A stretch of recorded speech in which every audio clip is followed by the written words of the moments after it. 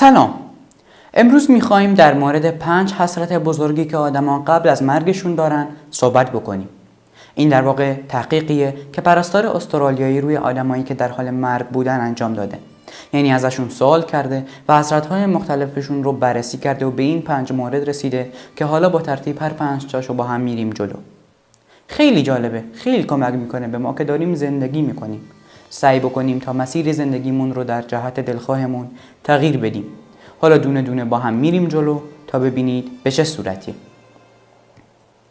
اولین مورد که تقریباً بین اکثرشون مشترک بوده این صحبت بوده که ای کاش جرأت داشتم جوری که دوست دارم زندگی بکنم، نه جوری که دیگران ازم توقع و انتظار دارن. خیلی جالبه. ما تقریباً اکثرمون به خاطر دیگران زندگی میکنیم. به خاطر آدم‌هایی که امروز هستند و فردا نیستند. به خاطر آدم‌هایی که شاید اثرگذاری خاصی روی زندگی ما ندارن. نقاب‌های مختلفی میذاریم و خیلی به خودمون سختی میدیم تا تایید کسانی رو بگیریم که واقعاً اثرگذاری روی زندگی ما ندارن و تمام عمرمون رو تباه میکنیم برای اینکه تایید بشیم، توجه دیگران رو جلب کنیم و این در واقع حسرتیه که بین اکثر ما در سنهای بالاتر وجود داره. چون که جسارت نداشتیم جوری که میخوایم زندگی بکنیم، برای همین خوبه که از همین الان، از همین لحظه و از همین فرصتی که دارید استفاده بکنید و تصمیم بگیرید جوری که دوست دارید زندگی بکنید. حالا اگه کسی هم خوشش نیومد مشکل خودشه.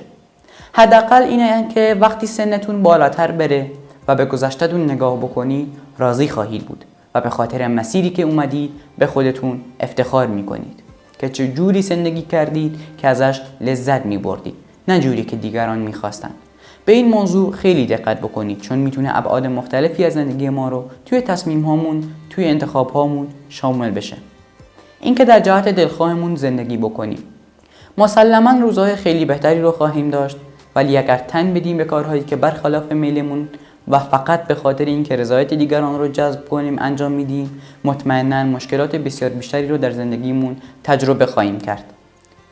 دومین مورد این بود که کاش اینقدر سخت کار نمی کردم. بعضی از ما اینقدر پول و موفقیت و کار برامون عمده شده که دیگه یادمون رفته ما قرار زندگی بکنیم. ببینید، ما اگر تمام عمرمون فقط بخوایم دنبال اهدافمون بدویم، فرصتی برای زندگی کردن نداریم. چون همیشه بهانه‌ای برای جنگیدن و مبارزه کردن برای چیزهایی بهتر وجود داره. خیلی خوبه که یاد بگیریم در کنار کار و تلاشی که داریم برای آیندهمون انجام میدیم قدر فرصت‌ها رو بدونیم و در زمان حال از مسیری که داریم میریم لذت ببریم. این حتی به ما کمک میکنه از کارمون هم بیشتر لذت ببریم و با شادی و انرژی بیشتری هر روز از خواب پاشیم. برای همین سعی بکنید بین کار و زندگیتون یک تعادلی رو برقرار کنید که هم از کارتون لذت ببرید و هم از زندگیتون اون لذت و کیفی که باید ببرید رو داشته باشید و در مجموع حال خوبی رو تجربه کنید. مورد سوم اینه که کاش شجاعتش رو داشتم تا احساساتم رو با صدای بلند بیان کنم. خیلی از ما پر از حرفای نزدیم. مثلا اگر کسی رو دوست داریم هیچ وقت بهش نمیگیم، یا اگر با کسی مشکل داریم هیچ وقت بهش نمیگیم از یه موضوعی ناراحت شدیم، هیچ وقت بیانش نمیکنیم. و همینا باعث میشه که ما خشم‌های درونی پیدا بکنیم. یه سری چیزها رو توی خودمون بریزیم و حال بد رو بیشترش بکنیم. چون وقتی ما مشکلی رو بیان نمی‌کنیم، در واقع داریم اون رو توی خودمون میریزیم. و وقتی توی خودمون مشکلی رو بریزیم، در واقع داریم تشدیدش می‌کنیم. چون افکار منفی هی بیشتر و بیشتر میشه و ما رو دچار بحران‌های شدیدتری می‌کنه. برای همین خیلی خوبه که احساساتمون رو بیان کنیم. آقای سپهر خدابنده رواندرمانگر مشهوریه که خودم خیلی وقتا بهش مراجعه می‌کنم.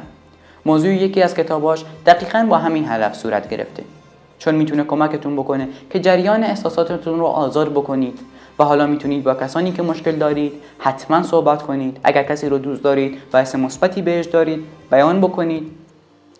این باعث میشه که آزاد باشید و در سنین بالاتر در مورد گذشته‌تون حس پشیمونی و ناراحتی نداشته باشید. خیلی نکته مهمی و حتما باید بهش توجه لازم رو داشته باشیم. مورد چهارم اینه که ای کاش ارتباطم رو با دوستانم حفظ می‌کردم و تعامل بیشتری باهاشون داشتم. ببینید، هیچ آدمی کامل نیست و حتی خود ما هم کامل نیستیم و روابط ما هم ایدئال نیستن.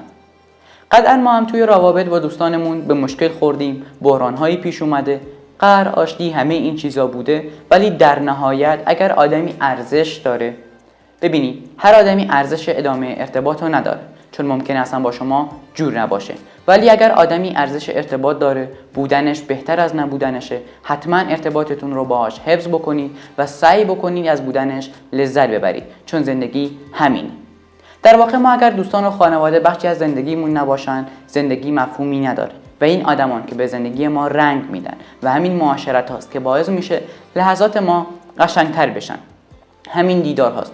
وگرنه زندگی یه چیز روتینیه که داره میره جلو. خودمون باید دنبال بهانه‌هایی برای شادتر بودن باشیم که یکی از بهتریناش همین دوستان و آدمای خوبی هن که به ما حس و انرژی مثبت میدن.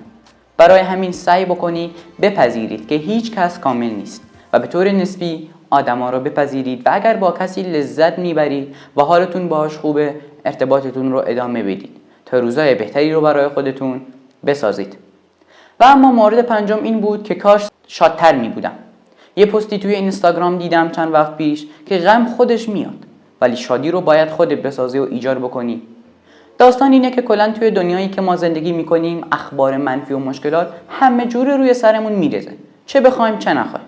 خیلی مهمه که ما هنری رو داشته باشیم که خودمون راههایی رو پیدا بکنیم که شاد بشیم و حس خوبی رو داشته باشیم.